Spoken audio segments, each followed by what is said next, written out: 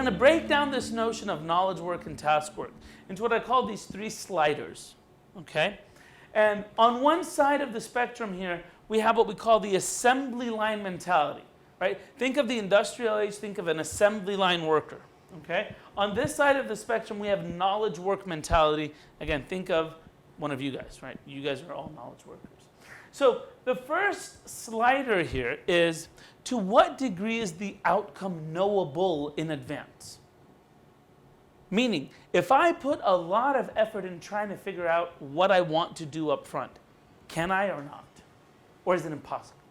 So on one side of the spectrum, the outcome is not knowable in advance. On the other side, it is knowable in advance. On this slider, we have, is the outcome based on tangible physical components, or is it based on thoughts and knowledge? Right? That's another spectrum here. And we're going to dive into each of these in detail. All right, so don't worry. And then, do we have what we call a defined process or an empirical process as we realize the results? Well, so let's dive into the first one. Is the outcome knowable in advance or not? Have you guys ever written something in your life before? An article? Book? Paper? Long email? Long email would do. Now, when you look at this, this is a guy that wrote something and then what? Changed his mind. Changed his mind. Shame on him. Or not? What do you guys think? Is this rework or refinement? It's reorganizing his thinking. Is that bad or good? It's good. Well, yeah, it's good. Good. What do you think? Bad or good? Good. Good. Really? Too much can be detrimental, but So how can he avoid Good this? point. How can he avoid this, folks? If you're trying to read the words, don't try. I couldn't even read it. But should he have done better planning up front? Maybe. Could he? Maybe that is. But hold on, Brent. Could he? Could he have figured out these edits in his head before he started writing? no. That's the point. When we talk about, is the outcome knowable in advance or not, the outcome is changing as I do work, as I'm experiencing the work that I just did, right? So I wrote stuff, and not even the act of writing changes it. It's when I read it, right? When I read it, I say, that didn't flow right. Or it flowed right, but that actually gave me a better idea. What if I move this sentence up here and this sentence down here, right? So I got a new idea as I did the work. Now, there's no amount of planning ever that can predict what the outcome will actually be up front. Why? It's because when I experience it, I change it. And to not allow that would be to kill innovation. And creativity. And creativity. Now, if I were to not allow that, I changed knowledge work into task work. You have an issue. I was just thinking it's kind of a subset of putting a group of people together and the benefits you get from the interaction, idea generation process. That's exactly it. This is interactive as myself. That's exactly it. Now imagine if 2 people were pair writing, right? That's a whole different flow. There's no way 2 people would be able to predict what the outcome is going to be by sitting up front and say, let's create a plan for every word. I mean, you're even just interacting with your own head, which technically you should be under your control, right? Hell no, right? But imagine 2 people. Imagine 5 people. Imagine a company trying to build something for customers. How can the outcome be knowable in advance? It can't. But a building is quite different, right? A building, the outcome may not be known in advance, but I'm going to sit down and model that thing till the outcome is known, and then I'm going to start building it. This is the building. Now, you guys have seen this picture before? Yeah, it's very old. All right, so we get a laugh out of it. Let me just walk through it for the sake of those who haven't seen it. This is how the customer explained what they wanted, right? This first one. This is what the project leader understood. Okay. Analyst, no offense here. This is how they designed it. Okay. Programmer, again, no offense. This is how they wrote the code. Business consultants have no problem selling anything to anyone. So this is what they told the customer they're going to get. Documentation looked like this. And sometimes when you work in government, it could be a whole forest. Okay? Operations installed this. This is what the customer was actually billed for. Right? And support looked like this, and this is what the customer really needed. Now, we look at this diagram, we get a laugh out of it because it resembles some level of reality. But let's really take a look here at the beginning state and end state. We have an issue. What is the issue? We built the wrong thing. Okay? Let's start here. What is this? What is the customer even asking for? Sometimes they often don't know. I would say most of the time they often don't know. So the customer has a problem they want to solve. He wants some swing that can fit more than one kid. Okay? A swing that, this is my version of the story, of course, right? This is not documented in any books of history or anything. This is my version of the story. He wanted a swing that fits more than one kid, that more than one kid can swing. Now, the only mental model they have for a swing is a swing with a chair. Right? Let's assume they've never seen a tire swing in their life. Let's just assume that. Right? So the only mental model they have is a swing with a chair. So the contractor is not a knowledge worker, is a task worker, and he said, just tell me what you want and I'll go build it. I don't know what I want, but you got to give me the specs up front. Okay, well, let's add 2 chairs. Right? That's task work. Now, the reality is, when this guy found out what a tire swing is, he said, that's actually what I wanted. A tire swing. Multiple kids can, fit in there somehow and swing. Most of us are building things we don't know. And the customers are building things they don't know. They have a problem, they have a market opportunity, they have something they want to achieve. However, if you were to ask them up front, give me the specs, I don't know. But if we're treating each other like task workers where it says, well, you got to tell me what I need to do so I can go do it, well, here are the specs. I'm forced to up front nail down what I want you to do because of the processes we have in place. So here you go. Let's go build it. Now, there's a word for this. The word is called icky-wissy. Can you say that? Icky-wissy. Icky-wissy. Yes, the kiwi in the middle. Icky-wissy stands for I'll know it when I see it. And that really summarizes a lot of knowledge work, right? I'll know it when I see it. Actually, my modification to this, it's not about seeing it, it's about experiencing it. I'll actually know what I want when I experience it. And if you've ever been on the customer side of asking for things, you just don't know. Right? You have an idea of what you want, and when you see something, a new thought comes to your mind. And there's nothing you can do to change that or stop that. That's natural. That is natural with knowledge work. So to summarize here, in task work, almost all the discovery is done up front. In task work, all the discovery can be done up front and usually is done up front. So the exact outcome is specified up front. Now, in knowledge work, we keep discovering more about what we're building as we're building it. As we build it and experience it, we find out more of what we actually want to build. So the exact outcome cannot be specified up front. It doesn't matter how much effort you put or allocate to it. It's fictitious. So that's item number 1, which is this slider. And remember, it's a slider. So something may be here or here, right?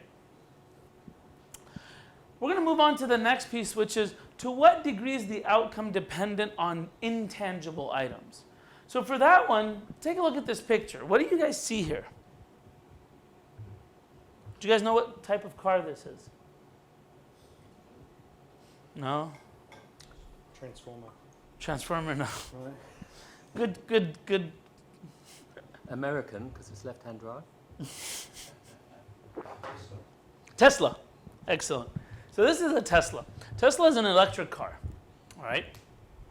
Now, I want you to notice something about the console and the dashboard here. They're LCDs. There's no physical components. It's just LCD and software. Now, why do you guys think that's the case? There's a coolness factor, granted, but there's an economic factor as well. What's the economic factor? Excellent. The cost of change goes down dramatically, right? And the time where I need to fix things up front before I ship actually almost goes away, because I can keep changing not just till I launch, but even after I ship, right? So the cost of change is going down dramatically. Now, there's a shift happening in the world around us, where this is not just about cool or economic, this is the trend. I mean, it used to be airplanes with computers on board. Now it's more computers with airplanes attached to them, right? There's more electronics than there is hardware.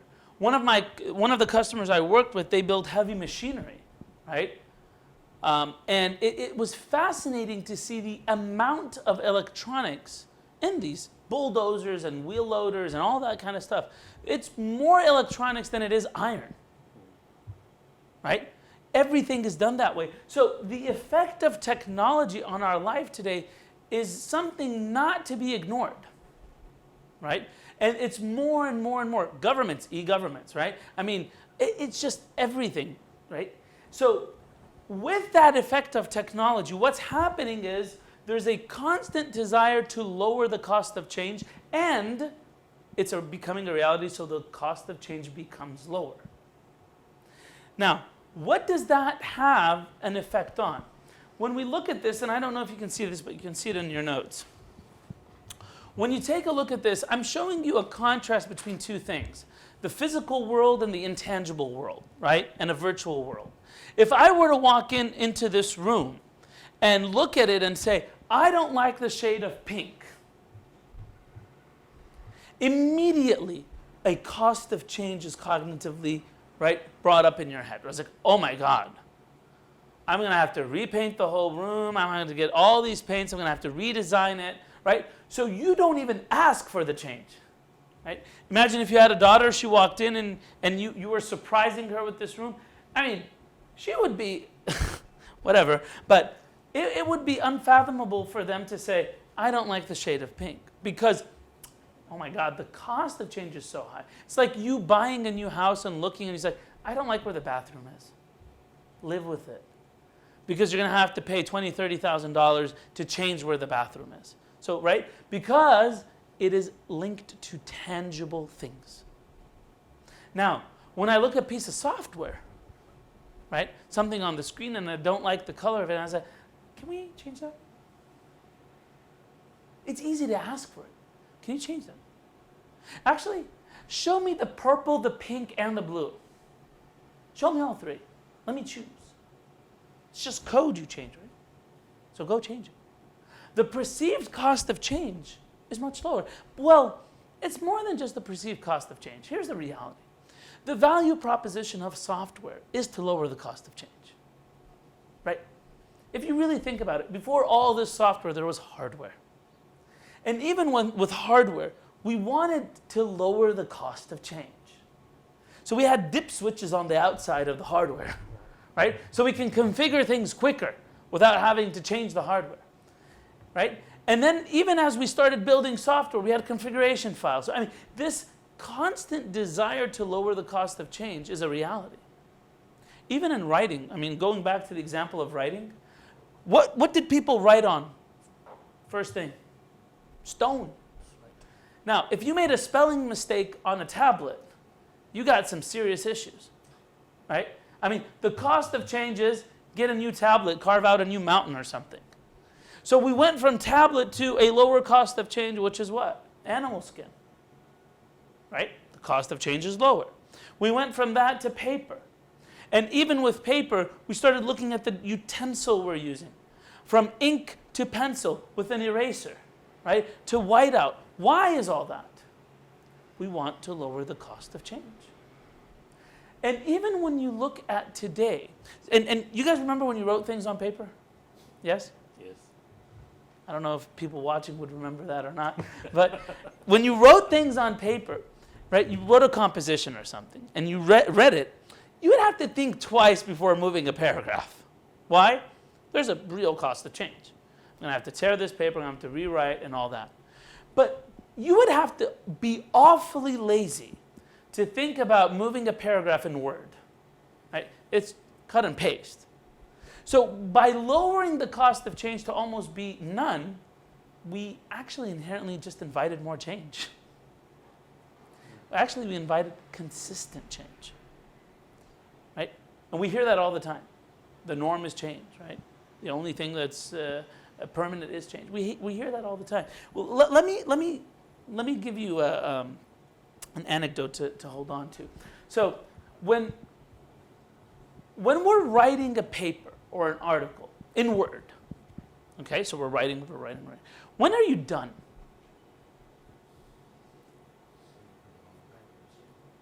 Well, it's on Word, right? So when are you done writing and refining and all that? I guess technically you don't have to ever be done because what you've said, the cost of change is so low that But the reality is you got a deadline at some point, right? So it's when time's up. right. Or you look at it and say, I'm not going to invest more time in this. Which is here, the key formula is when the cost of change, low as it may be, right? When the cost of change is higher than the value of the change. Does that make sense, that equation? When the cost of change is higher than the value of the change, we stop changing.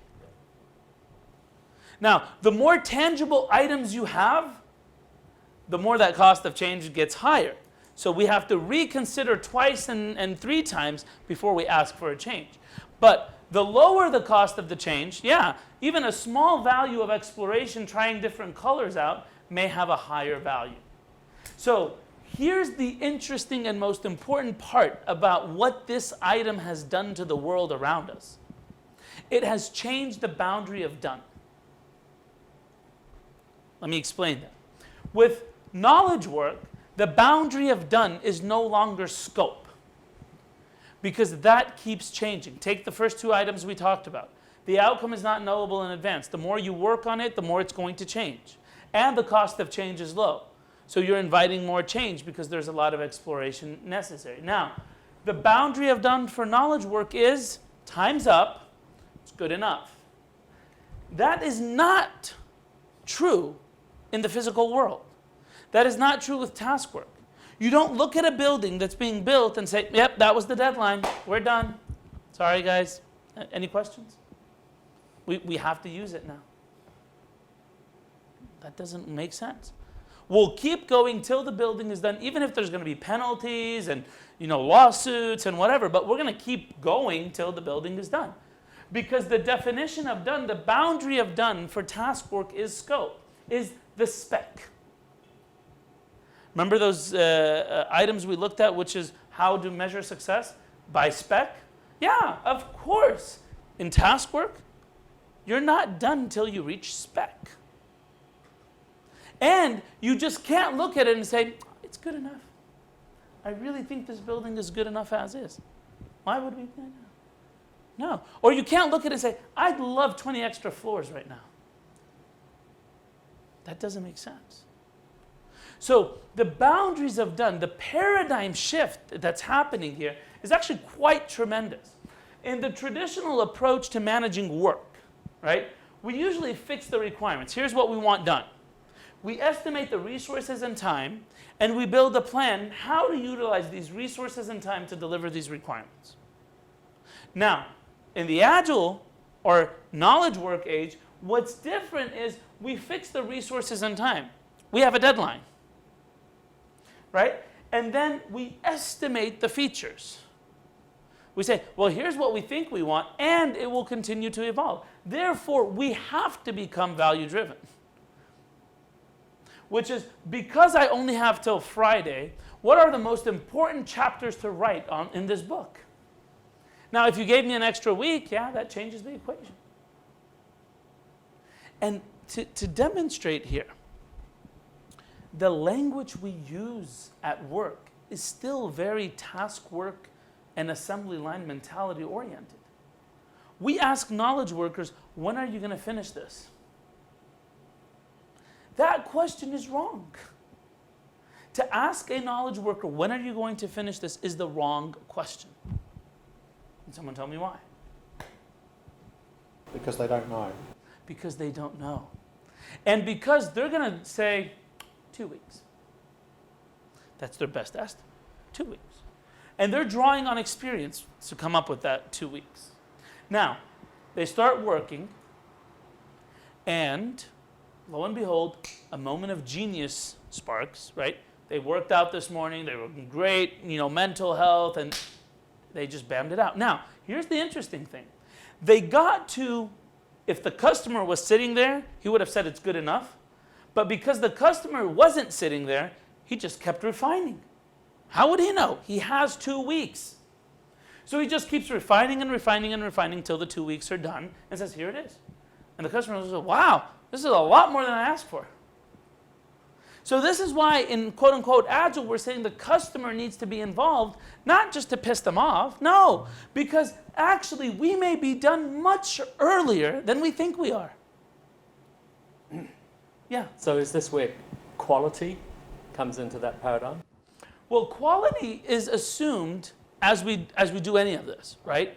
So we're not going to touch quality for the sake of this discussion. And I'm going to ask the customer, is it good enough or not?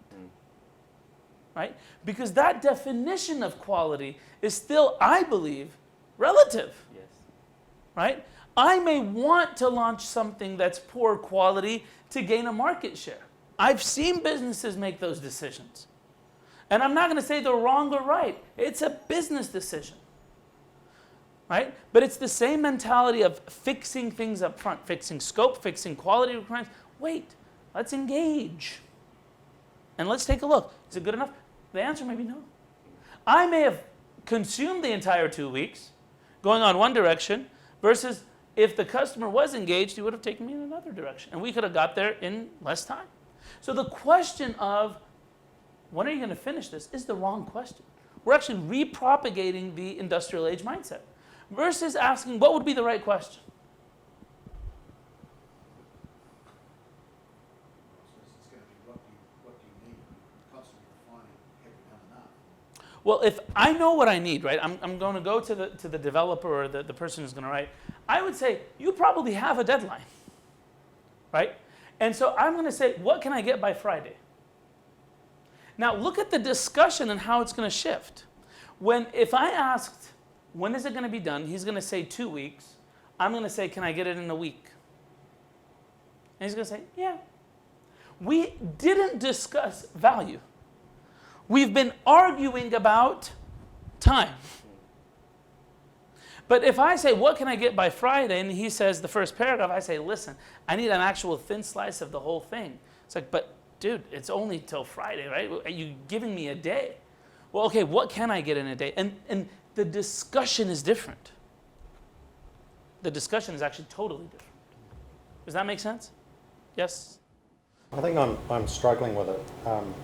If we look at this diagram up here and look at the right-hand side, where the things that are fixed are resources and time, and the thing that can be estimated are features, I don't really see how you can estimate features because, again, it's based on this knowledge and it's only through the experience, like you've described, do you really know what features can be delivered. And that's why it's called estimated. Again, that's asking the question, what can I get by Friday? So the discussion here says, what can I get by Friday? So I fixed what? The time, right? And it's one resource, it's you.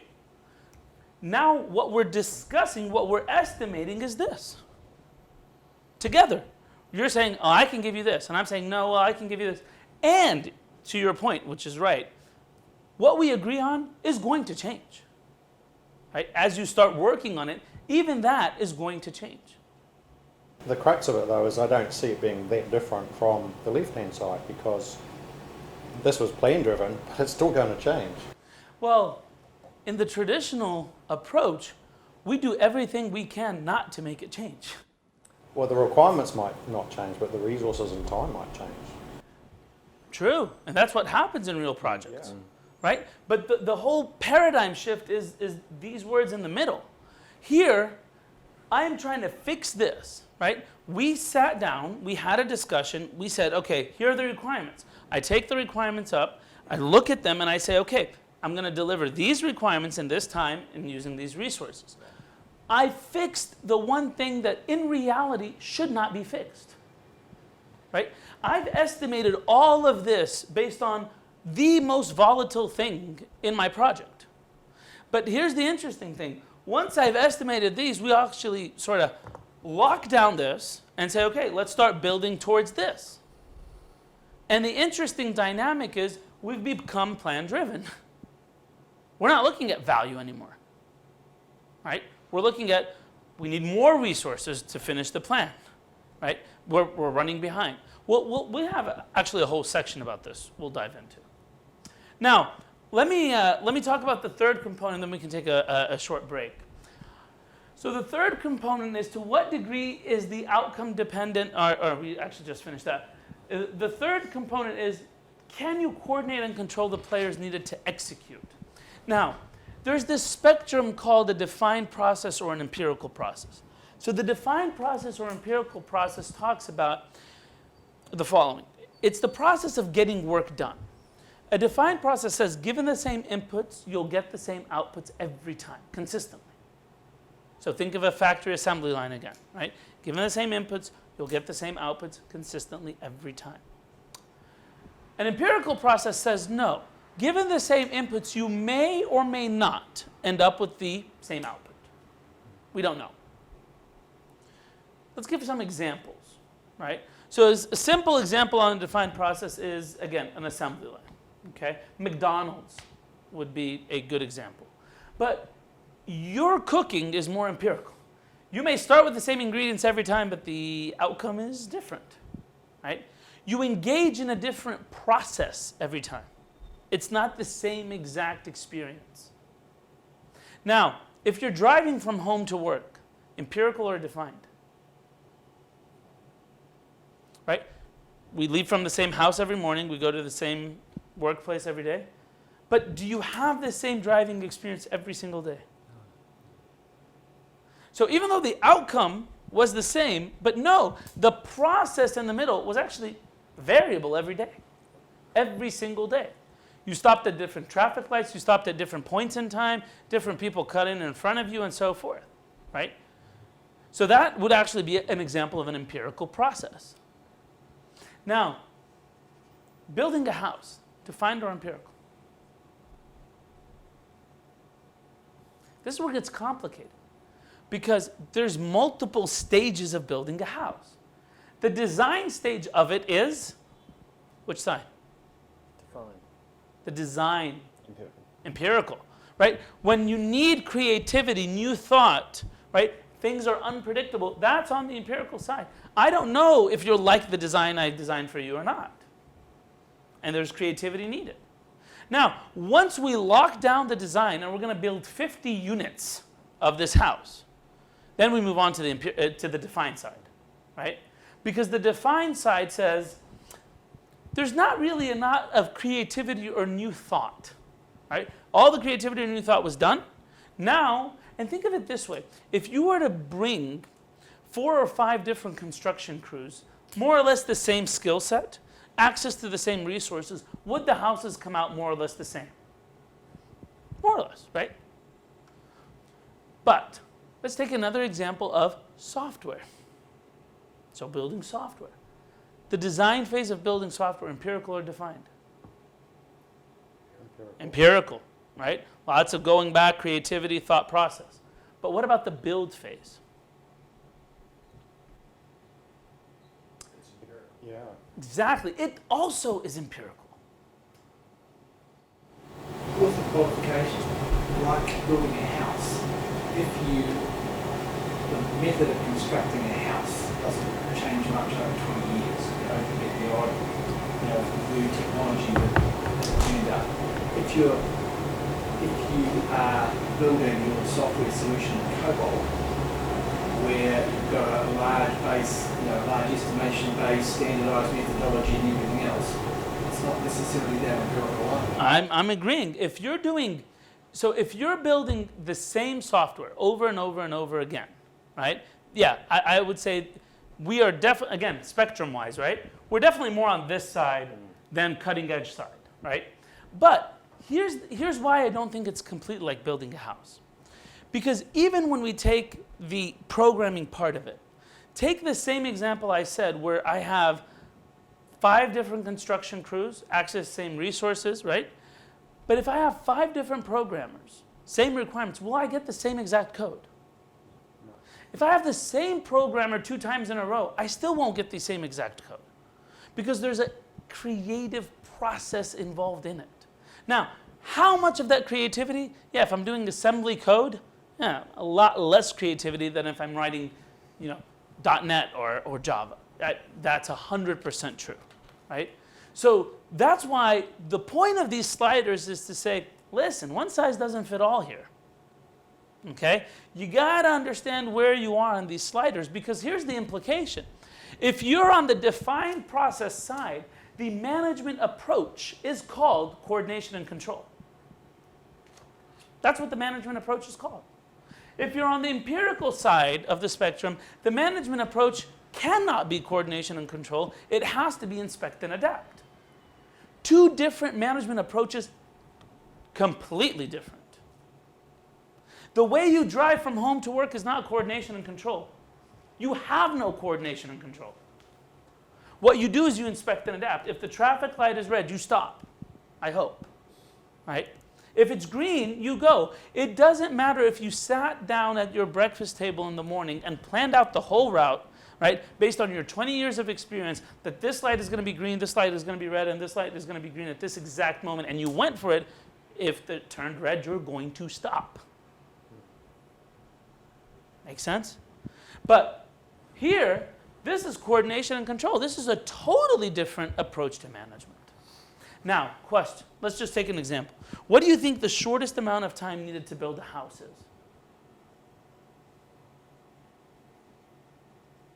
What kind of house? Fully functional house. To design the house. To build the house. Right? Extreme Makeover Home Edition. Kit set. Right? They do it in a week. Let's take a look at this video. Yes. So what I want you to look at is this item down here. When we say in a defined process, folks, it's possible to identify, define, and schedule every task up front. In an empirical process, it's impossible to do so. Take a look at this video. Shortest amount of time needed to build a house. On this morning, thousands of spectators heard the sound of a new world record. At 8 a.m. on October 1st, 2005, years of planning were put to the test. On your mark, get set, go!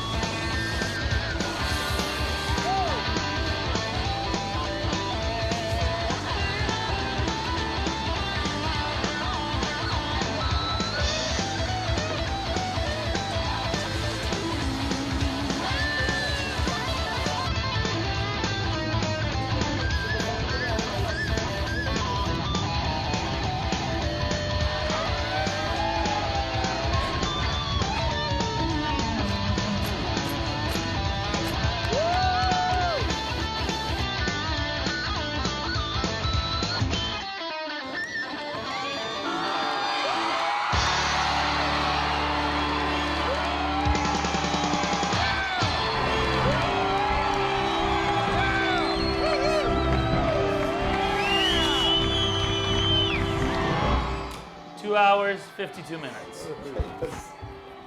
That's ridiculous. 2 hours, 52 minutes. Now, people say, I don't want to live in that house. Well, it's a fully functional house, passed inspection, but how much time did it take to plan? Yes, twice as long. Years. Because they planned every second of the 2 hours. Right? Every second. Who's going to be doing what, when, where, how.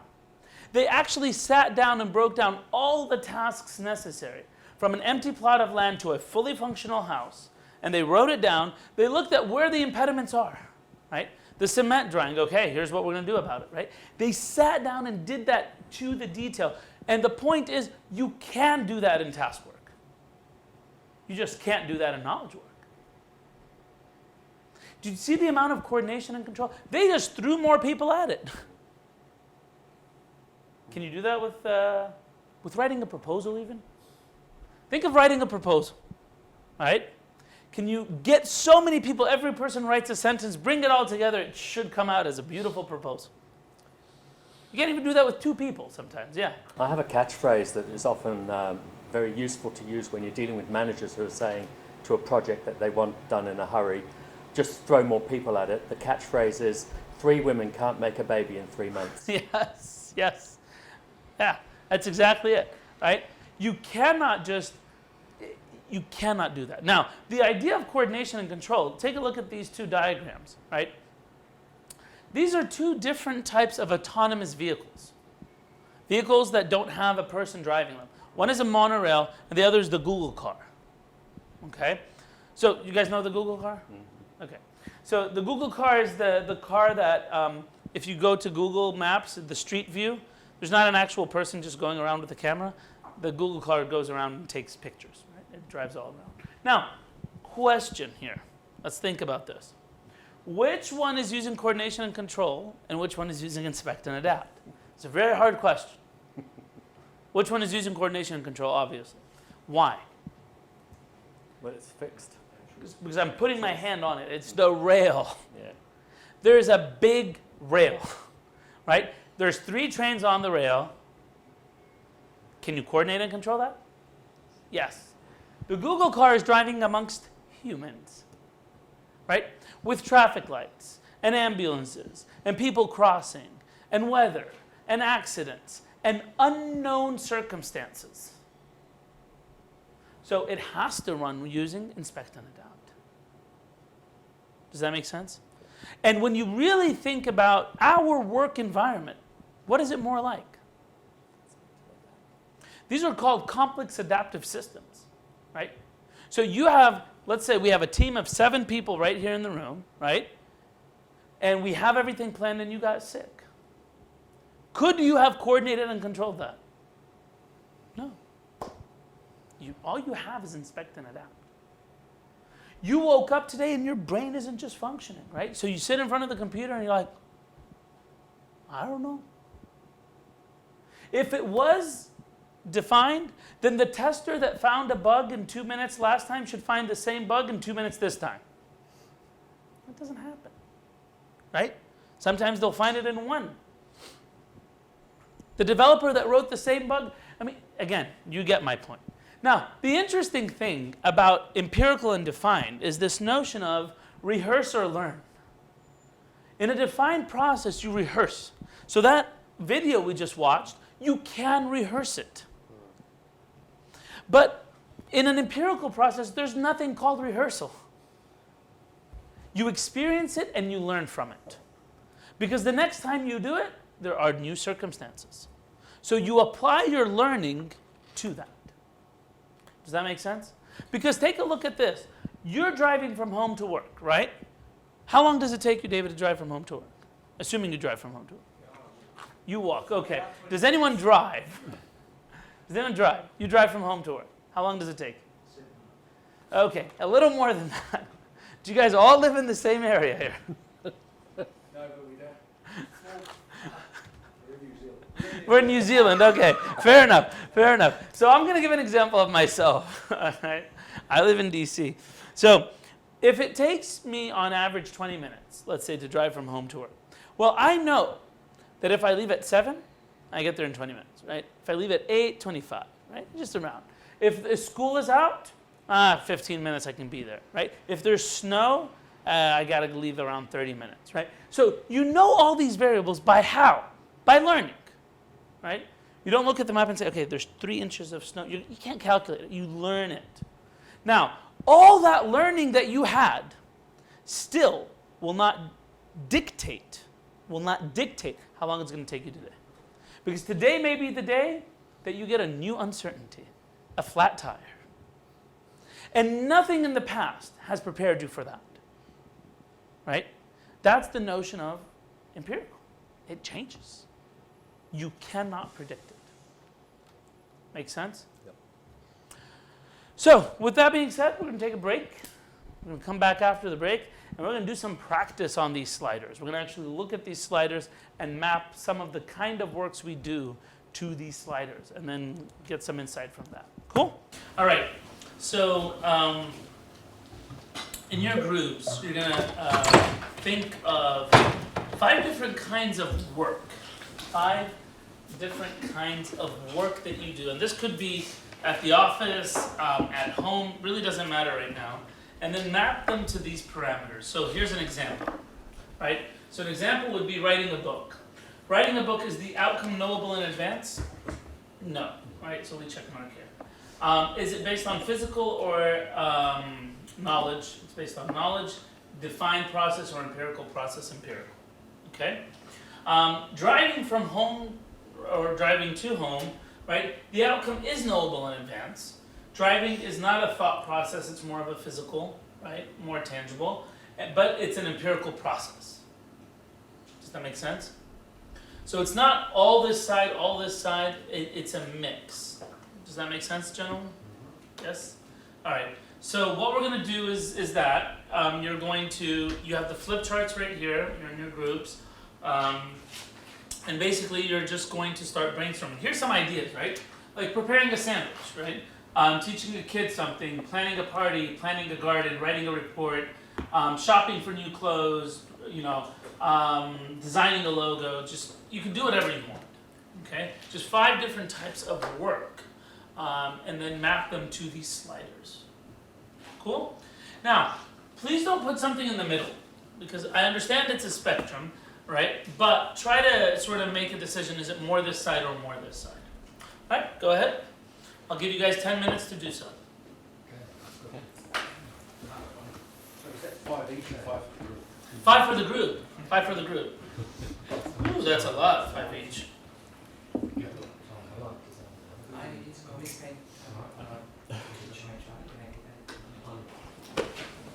So let's debrief on that exercise as a whole. What are your observations from the exercise? Thoughts, observations, comments? They're very much our scale, it's not a... Sorry? They very much are scale, the sliders. Uh-huh. It's not a... It's not a definite. Defined. Yeah, exactly. Yeah. What else?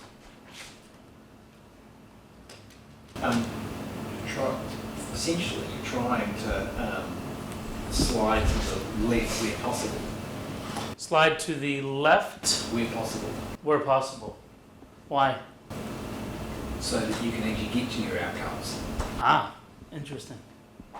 We're going to change that in a few minutes. Yeah. That's a really, really strong observation.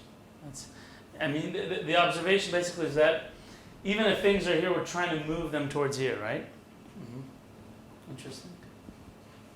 What else?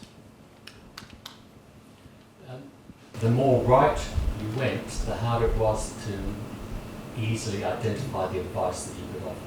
Yep. Yeah. Good. So, there's a shift happening in the world from here to here, right? Overall, especially in the fields we're in, there's less of this and more of this, right?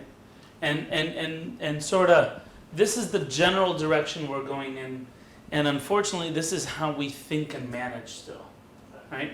And especially when we get to complicated things, where it's big, right? Like one of the groups I had in a previous class said, mission to Mars. I'm like, where do you start? Because it's not empirical or defined. You have to break it down, and every part of it is a different part of the slider. And even if you did like cooking, right? Well, cooking could be empirical, could be defined, right? It could be either. And it really depends on the situation and the circumstance. And depending on the situation and circumstance, it's a different approach of working. So it's quite interesting that we have sort of a general approach to management and to work, when reality is we're all over the place, and this is the general direction we're going. For me, it feels like we're trying to fit a square peg in a round hole. The challenge is we've succeeded at fitting the square peg in the round hole. No, but this is really, really serious. Because we don't know how to manage knowledge work, we're forcing it back to task work. That's what I'm saying. That's a very strong observation, right? What? Right. Yeah. We're moving the knowledge work back to task work. We're dehumanizing the workforce, right? We're taking knowledge workers or potential knowledge workers, turning them into task workers, right? Because we know how to manage task workers, right? We know we need more control, more governance, and that's all on the coordination and control side of things. So it's quite interesting that as the world evolves, we have a serious issue at hand. I mean, I'm not talking about your company or your company specifically. I'm talking about as the world evolves in general, right? There's a general trend that there's more stress, lower quality, overtime, right? Especially in knowledge work. And that's quite interesting. And the worst one for me is this one, demotivation. 70% of the US workforce is demotivated. 70%. Like, that's not me calculating them. Those are actual reports and statistics. And I'm going to show you guys a video. It's a rather long video. It's 10 minutes, right? But it's actually right about this notion of demotivation. And I think it's really critical to just think about in light of what we talked about with knowledge work and task work. Because knowledge workers are motivated in a totally different way than task workers. So now if you look at the situation at hand here, right? We are moving towards more knowledge work. We don't know how to manage knowledge work, let alone knowledge workers, right? So we're converting it into task work. And we're converting knowledge workers into task workers by dehumanizing the workforce, right? We're calling them resources. We pick people on and off and change projects and as if there's no context. This is why I started with the dreams exercise, right? Because when you really think about it, it's not that. And if you really want, I mean, how many companies are preaching innovation? Everyone's talking about innovation. But are you allowing the elements that will actually innovate to innovate?